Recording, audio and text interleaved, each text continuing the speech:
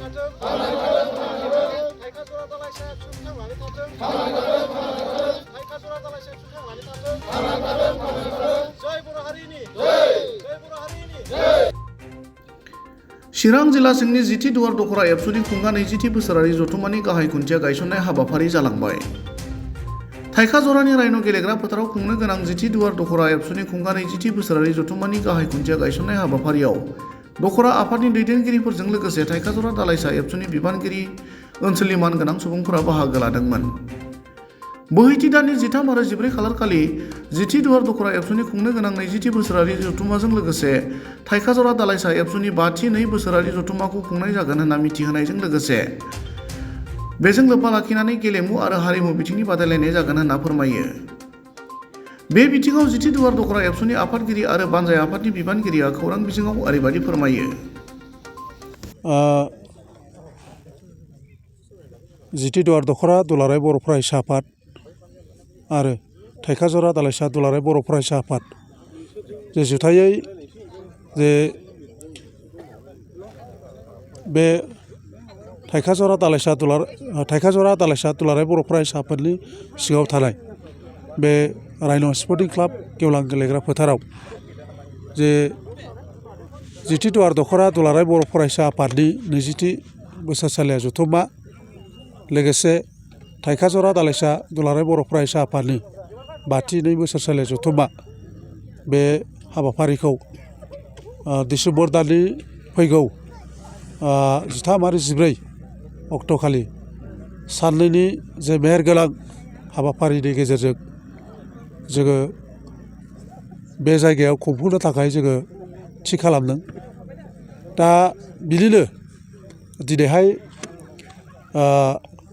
लाइ खुन्थिया गायसननाय हाबाफारि बेखौ जोङो लानाय जादों।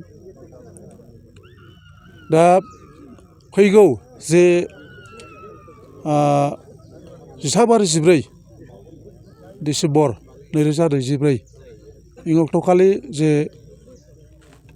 जोंनि बोसोरसालिया जथुम्मा जे खुंफुंनो लानाय जिहेथु हाबाफारि बेयो जाहैबाय जोंहा 13 डिसेम्बर खालि जोङो सानजौफुनि 10 रिंगानिफ्राय जोङो जागायगोन।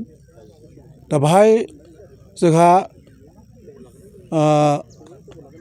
बिसेसके जोङो गेलेमु आयदा बेयाव थागोन। जोङो भलिबल काबादि बेखौ जोङो 13 जिथु डिसेम्बर खालि जे जोङो 10 रिंगानिफ्राय जोङो स्टार्ट खालामगोन। लोगोसे थुनलाइयारि आयदा बादायलायनाय बे हाबाफारिबो ओइदिनखालि थागोन। बिनि उनावहाय जोङो बेलासिनि जोंहा 4 रिंगानिफ्राय जोङो डेलिगेट थागोन आरो बे बिनि उनावहाय जोंहा मोनाबिलिनि 5 रिंगायाव जोङो केन्डेल लाइटिं थागोन।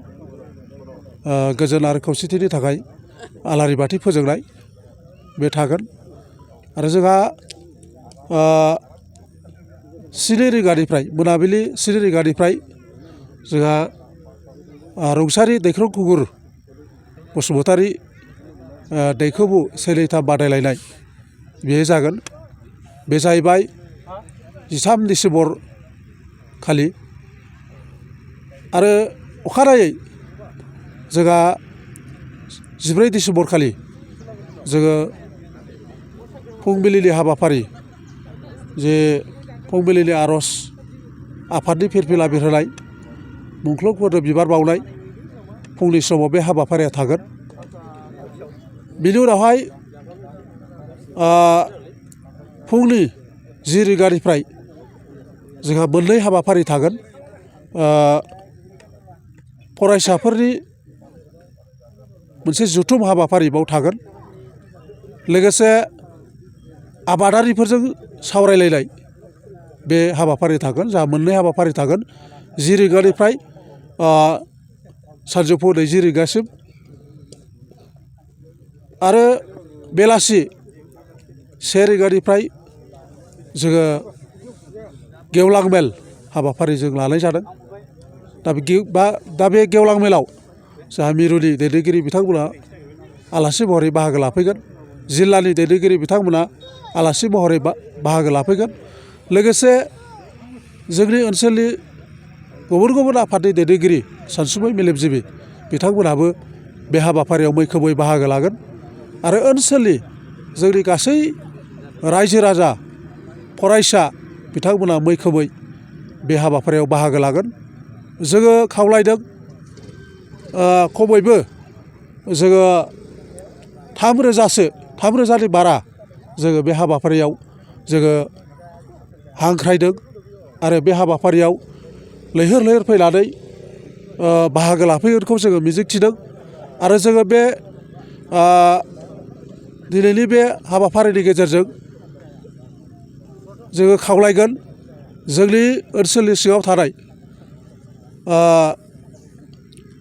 गासै माहारियारि आफादनि दैदेनगिरि सानसुमै मेलेमजिबि रायजो राजा नोंथांमोनखौ बे गेवलां मेल खालि लैहोर लैहोर फैनानै हाबाफारिखौ गाहामैनो जाफुंसारफैगोन बेखौ खावलायबाय।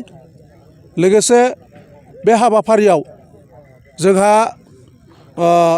माखासे जोङो जोंनि जे 2 बोसोरनि जे खामानि मावनो थाखाय जोंहा मोनसे रेजुलेसन बे हाबाफारिखौबो जोङो फोसावनाय जागोन। गोजोन्थों। गिबियाव फैबाय थानाय बर'दिन अर्थात ख्रिस्टमासजों लोगोसे गोदान बोसोरनि बयनिसिमबो गाहाम हामलायनाय जासिहरग्रोबाय।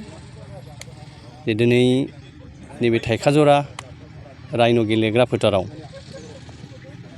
फैगौ डिसेम्बर दाननि 13 आरो 14 अक्ट'आव जानो गोनां जिथि दुवार दख'रा दुलाराय बर' फरायसा आफादनि 20थि बोसोरसालिया जथुम्माजों लोगोसे थाइखाजरा दालाइसा दुलाराय बर' फरायसा आफादनि 5थि 2 बोसोरसालिया जथुम्मा बेखौ गाजा गोमजायै खुंफुंनो थांगासिनो दं। दा बिनिनो दिनै मेन पेन्डेलनि जेनिखौ लाइ खुन्थिया गायसननाय हाबाफारि बियो दासो